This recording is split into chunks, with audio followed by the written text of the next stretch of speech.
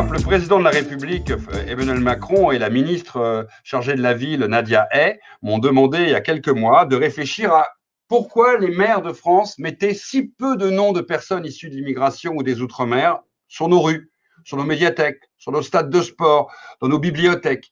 Et en fait, je leur ai dit, c'est parce qu'ils connaissent très, très, très mal ces Français depuis 2 siècles qui ont apporté énormément à la France et que quand ils veulent mettre quelqu'un, comme on dit, de la diversité, ils vont prendre Martin Luther King, Allende, ils vont aller chercher Rosa Parks, ils vont prendre Mandela, ce qui est très bien, hein, mais ils ne prennent que ça. Parce qu'ils ne connaissent pas ces personnalités incroyables. Je pense à l'aviateur vietnamien Do Huy, je pense à cet Antillais Mortenol qui a défendu Paris en 14-18, je pense à ce grand résistant Adiba, je pense au plus grand joueur de foot de l'entre-deux-guerres, Ben Barret, qui était la star de Marseille. Je pense à des centaines de personnalités qui ont toute leur place dans le grand récit français, qui ont leurs parents ou eux-mêmes sont nés à l'étranger ou hors de l'Hexagone, ou sont nés dans les Outre-mer, Guadeloupe, Martinique, Réunion, Polynésie, Nouvelle-Calédonie, et qui ont été, pour l'histoire de France, des personnes au destin incroyable, qui ont apporté à la France sa richesse. Des fois, ils sont morts pour la France à la guerre, ils ont chanté la France comme Aznavour, ils ont été des acteurs économiques, des acteurs politiques fantastiques. Et donc, j'ai dit au président de la République et à la ministre,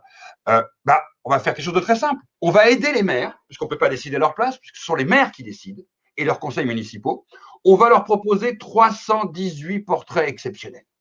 Et on a travaillé pendant 4 mois avec 40 historiens et sociologues, avec un conseil scientifique de 18 personnes, à gratter comme ça, on avait 3000 noms au départ, les 318 qui nous paraissaient les plus intéressants pour commencer, et pour aider les maires en cette année 2021 à commencer à ouvrir des voies et des routes, pour réfléchir à comment on va changer notre manière de penser la France de demain. C'est quoi comme idée? C'est très simple.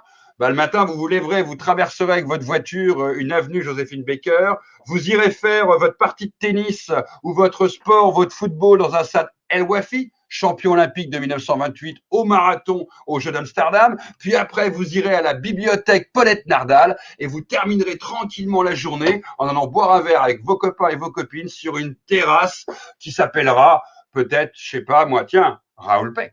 C'est ça qui fait l'importance de normaliser dans l'espace public des noms qu'on ne connaît pas et de leur redonner à travers simplement la tranquillité quotidienne dans chacune de nos villes, petites villes, grandes villes et nos campagnes et en Outre-mer, tout simplement de raconter d'autres personnalités de l'histoire de France. Je ne veux enlever personne. Tous ceux qui sont là sont très bien.